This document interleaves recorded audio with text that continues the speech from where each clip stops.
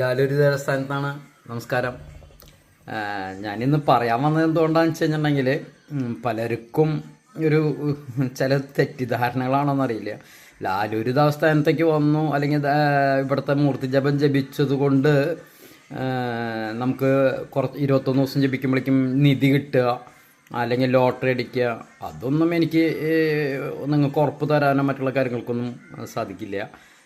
ഇവിടെ നിന്ന് ജപം കാര്യങ്ങളൊക്കെ കൃത്യമായിട്ട് ചെയ്യണമെങ്കിൽ നമ്മുടെ ജാതകം ഒരിക്കലും തിരുത്തി എഴുതാൻ പറ്റുന്നതിനുള്ള ഒരു അതിമോഹമൊന്നും എനിക്കില്ല. എങ്കിലും നിങ്ങൾക്കൊരു കാര്യം ചെയ്തു തരാൻ പറ്റും. നിങ്ങളുടെ ജാതകത്തിൽ തല്ലാൻ വരുന്നവൻ തലോടി പോകുന്ന രീതിയിലാക്കാൻ പറ്റും. പലർക്കും ഒരു ഇതുണ്ട്, ഇവിടെ കടം വാങ്ങി ധനം ഉണ്ടാക്കാൻ നോക്കിയാൽ ആ ധനം കടം തന്നോ കൊണ്ടുപോകുന്നതാണ് എൻ്റെ അമ്മ പറഞ്ഞിട്ടുള്ള കേട്ടിട്ടുള്ളത്. ചെറുപ്പം മുതൽ എൻ്റെ അമ്മ പറയണത്. അപ്പോൾ ഞാൻ എവിടേക്കെങ്കിലൊക്കെ ബിസിനസ്സുകൾക്കൊക്കെ ആയിട്ട് കടം വാങ്ങിക്കാൻ പോണ സമയത്ത് എൻ്റെ അമ്മ പറയുന്ന ഒരു ഡയലോഗാണ്, കടം വാങ്ങി ധനം ഉണ്ടാക്കാൻ ശ്രമിക്കേണ്ട, ആ ധനം കടം തന്നോ കൊണ്ടുപോകുന്നു. അതുപോലെ തന്നെയാണ് നിങ്ങളൊരു തവണയെങ്കിലും ലാലൂര് ദേവസ്ഥാനം മൂർത്തികളെ വിളിച്ച് അപേക്ഷിച്ചിട്ടുണ്ടെങ്കിൽ നിങ്ങൾ സ്വാമിയുടെ ഭക്തരായി.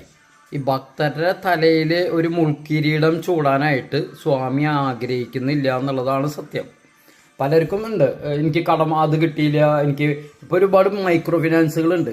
ഈ മൈക്രോ ഫിനാൻസ് എന്ന് പറയുന്നത് തന്നെ നിങ്ങളെ കൊല്ലാനായിട്ട് വരുന്നതാണ്. ക്യാൻസറിനേക്കാളും വലിയൊരു രോഗമാണത്.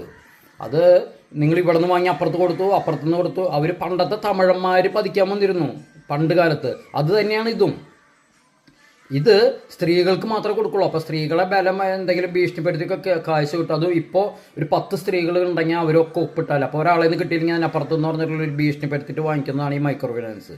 അപ്പോൾ അവർക്കെതിരായിട്ടല്ല ഞാൻ പറയണത്, വാങ്ങിക്കുന്നവർക്കെതിരായിട്ടാണ് ഞാൻ പറയണത്. ഇത് വാങ്ങിക്കാതിരിക്കുക. കടം വാങ്ങി ധനം ഉണ്ടാക്കാൻ നോക്കിയാൽ ഒരിക്കലും ധനം ഉണ്ടാവില്ല.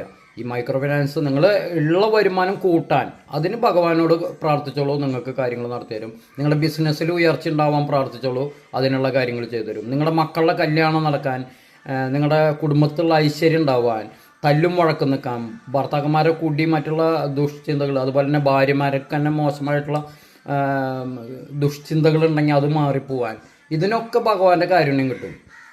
അല്ലാതെ ഞാൻ വിചാരിച്ചാലൊന്നും, ഞാൻ ദൈവമായിട്ടൊന്നുമില്ല, ഞാൻ ഇതിലേക്ക് പരിവർത്തനം വന്നു എന്നുള്ളത് മാത്രമേ ഉള്ളൂ. അപ്പോൾ അതിൽ നിന്ന് എനിക്കറിയാവുന്ന കാര്യങ്ങളാണ് ഞാൻ നിങ്ങൾക്ക് പറഞ്ഞു തരുന്നതും നിങ്ങൾക്ക് ഭഗവാനിലേക്ക് എത്തിക്കാൻ. ഇവിടെ ചെയ്യുന്ന ഒരേ ഒരു കാര്യം എന്താണ്, ജപത്തിലൂടെ ദൈവത്തിലേക്ക് അടുപ്പിക്കുക, ദൈവത്തിൽ നിന്ന് കിട്ടാവുന്നത് നിങ്ങൾക്ക് വാങ്ങി തരിക. ഇതാണ് എൻ്റെ മാർഗം. അതിനെ ഞാൻ ഒരു ഫീസോ ദക്ഷിണയോ മറ്റുള്ള കാര്യങ്ങളൊന്നുമില്ല, തന്നാൽ വാങ്ങിക്കില്ല ഒന്നുമില്ല. മനസ്സിലായ? അപ്പോൾ കടം വാങ്ങി ധനം ഉണ്ടാക്കിയാൽ ആ ധനം ഉണ്ടാവില്ല. അപ്പോൾ ഈ ലോണിന് വേണ്ടിയിട്ട് ഭഗവാൻ